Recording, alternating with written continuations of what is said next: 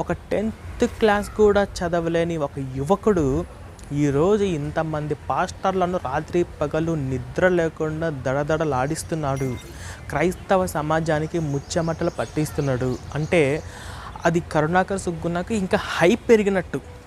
కరుణాకర్ సుగ్గున పరువు పోయినట్టు కాదు. ఇంకొకసారి చెప్తాను, చక్కారతి కూడా అయినటువంటి అగ్నిపాల్ గారు ఇంకోసారి వినండి.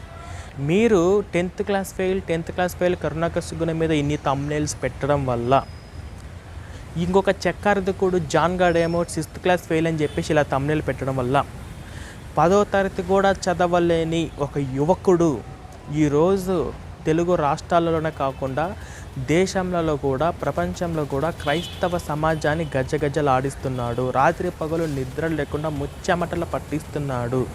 ఎంతోమందిని మత మార్పిడి నుంచి కాపాడాడు. ఎంతోమంది అమాయక హిందువులు క్రైస్తవంలోకి వెళ్ళే వాళ్ళని